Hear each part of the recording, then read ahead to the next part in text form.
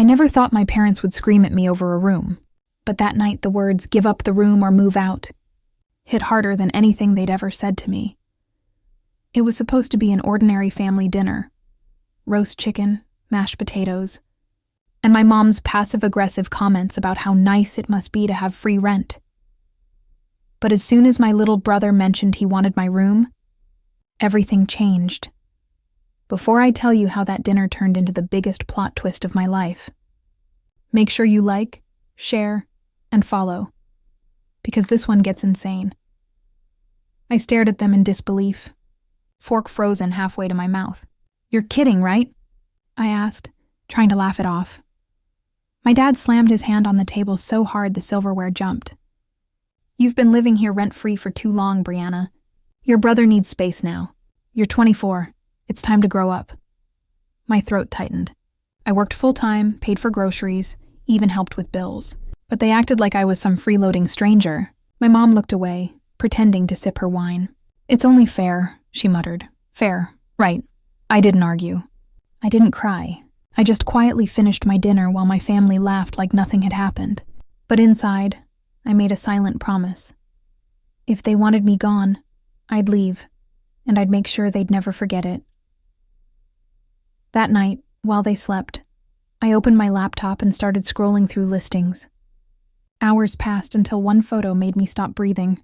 A modern glass front house with a panoramic view, and guess what? It was right across the street from theirs. It was $1.2 million, and I could afford it. Because what my parents didn't know was that my small side business wasn't small at all. When the realtor called me back the next morning, I said 6 words that made my heart race. "I'll take it." Full payment, cash. A week later, a moving truck parked right across from my parents' driveway. My mom came running out in her robe, shouting my name. And when she saw me step out of that brand new car with the keys in my hand, her face turned pale. I smiled, waved, and said, "Looks like I found my own room." When I moved in, the sound of their shock still echoed in my mind. For years I'd felt like a guest in my own home. And now, watching my parents' curtains twitch every time I stepped outside felt like justice in its quietest form. The first few days were strangely peaceful. I unpacked slowly, set up my office, and finally let myself breathe. The place smelled of fresh paint and new beginnings. From my kitchen window, I could see their front porch, the same porch where my dad had told me to grow up. They didn't talk to me for the first week. Not a text, not a knock, but I didn't need them to. I had spent years being silent while they dismissed everything I did. This time I let the silence speak for me. Then one morning, I saw my mom outside, watering her plants. She hesitated when she noticed me, pretending to focus on her roses. I could tell she wanted to say something, but pride kept her quiet. I gave her a small wave. She turned away. That evening, my brother showed up at my door. He looked nervous, holding a bag of chips and 2 cans of soda. "Hey, nice place," he said, glancing around the living room like it was some kind of museum. "Thanks," I said. "Want a tour?" He followed me through each room, eyes wide. "Brianna, how did you even—" "Work," I interrupted softly, the kind no one ever took seriously. He knew what I meant. My design business that my parents always called a hobby. They never asked how I was paying for anything. Maybe they didn't want to know. When he left, he said quietly, "They're mad. But I think they're embarrassed too." Embarrassed. That word sat heavy in my chest. Because I hadn't meant to humiliate them. I just wanted to be respected. A few days later, there was a knock at my door. When I opened it, my dad was standing there, his face unreadable. "Can we talk?" he asked. We sat in the living room, the same house he'd watched the movers fill. For a long moment, he didn't speak. Then quietly he said, "Your mother didn't mean to hurt you." I almost laughed. "You both did," he sighed, rubbing his temples. "You were supposed to move out when you were ready, but we didn't expect you to move here." "That's the point," I said. "You wanted me gone, so I went. Just not the way you imagined." There was a pause. Then he said something I didn't expect. "You know, your grandfather used to say pride is just fear in disguise. Maybe that's what this is."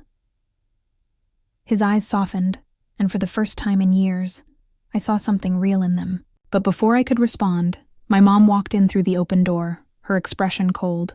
"I see you two are talking," she said stiffly. "Good. Maybe she'll understand why we did what we did." I met her gaze. "Oh, I understand perfectly. You chose convenience over respect, and now you can see what that costs." The tension in the room was thick. My dad looked away, and my mom's face turned red. But beneath all that anger, I saw something else.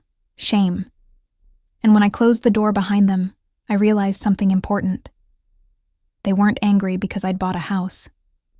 They were angry because I no longer needed theirs. The next week felt like living in a movie I hadn't auditioned for. My phone kept buzzing. Old friends, neighbors, even people I hadn't spoken to in years. Everyone wanted to talk about the house across from the Parkers. Word had spread fast, and it seemed like everyone in our neighborhood had suddenly discovered my existence.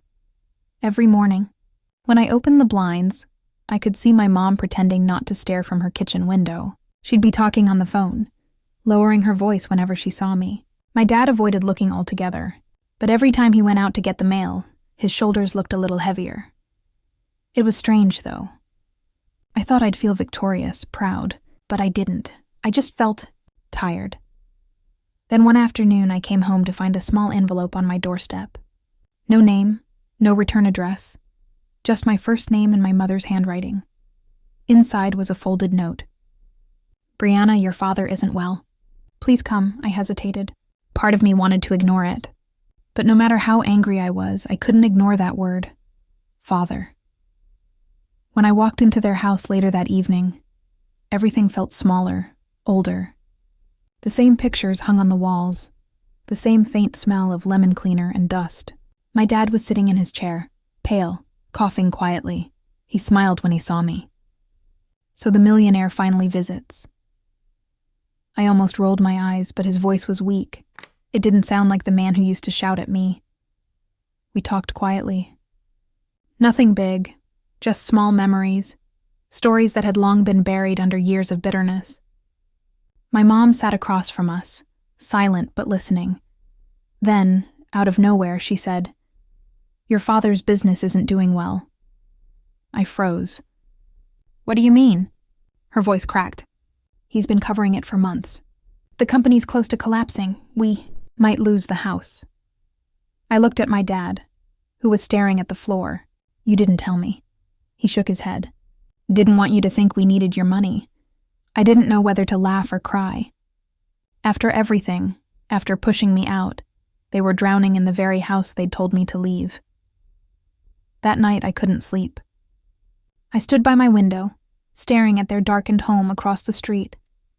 I thought about the years I'd spent feeling unwanted, the fights, the silence, the pride, and now, this. By morning I'd made a decision. If they were too proud to ask for help, I'd help them anyway, without them even realizing it. The next day, I called a real estate contact I knew from work and asked her a single question. How long does it take to quietly buy someone's mortgage? The realtor's silence on the phone lasted longer than I expected. Then she asked carefully, "Are you saying you want to purchase your parents' property without them knowing?" "Yes," I replied. "Can it be done?" She hesitated. "It's not typical. But if their mortgage is still under the bank's name and hasn't gone into default, you can technically buy the debt. They'd keep living there, but you'd own the loan." "Perfect," I said. "Do it." It wasn't about revenge anymore. I wasn't trying to humiliate them or prove a point. I just didn't want to watch them lose everything. Even after what they'd done to me. Maybe that was stupid. Maybe it was love in disguise. I wasn't sure anymore. 2 weeks later, the papers were signed. I officially owned the mortgage for the house I grew up in. They didn't know. To them, it was just some investor. A strange calm came over me. Every night, I'd glance out my window and see their porch light still glowing. It felt like protecting a memory from burning out. Then, one evening, something unexpected happened. My mom showed up at my door. She looked nervous, hands fidgeting, hair messy, eyes tired. I hadn't seen her like that in years. "Can we talk?" she asked.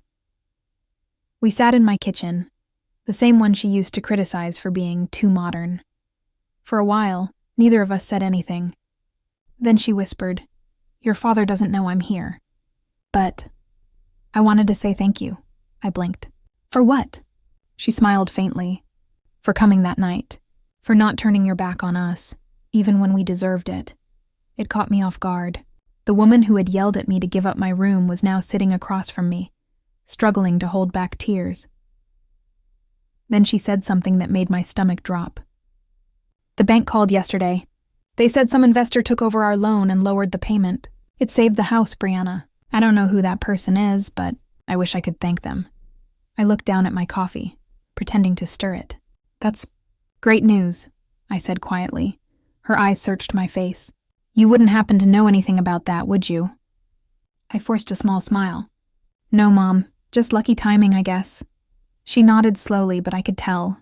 She knew. When she stood to leave, she paused at the door. You're a better person than we ever were to you, she whispered. Then she walked away. After she left, I stood there in silence. For the first time in a long time, I didn't feel angry or bitter, just lighter. But that peace didn't last long. A few days later, I got a letter from the county office, one that made my heart stop. It was about the land under both our houses. Someone had filed a claim against it. And it wasn't random. It was my brother. The letter shook me. My brother, my own brother, had filed a claim on the property line between our houses. At first I thought it was a mistake. Some mix-up at the records office. But when I called him, his tone told me otherwise. Yeah, he said, almost defensive. Dad said it was unfair that your new place blocks our lake view. He told me I should do something about it. I couldn't believe what I was hearing. You're suing me? For sunlight? He hesitated. It's not like that. They think you're showing off. I laughed bitterly. Showing off? I didn't buy that house to hurt them. I bought it because I needed peace. He didn't reply, just hung up. For the first time in months, I felt that same sting I'd felt at the dinner table, the one that started all of this. No matter what I did, it was never enough. Not even kindness could fix the way they saw me.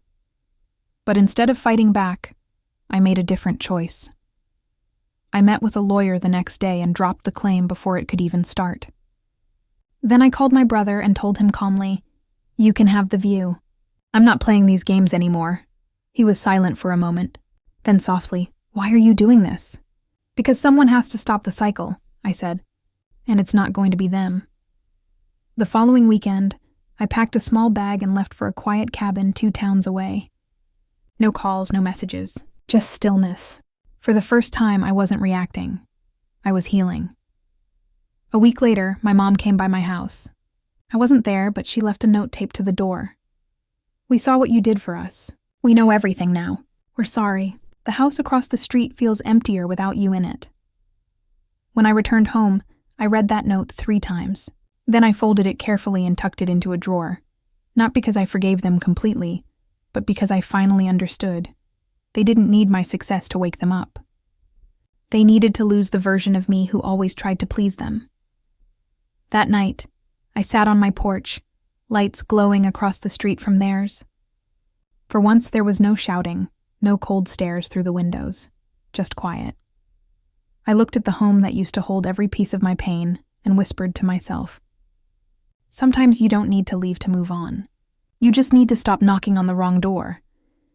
And for the first time, I felt free.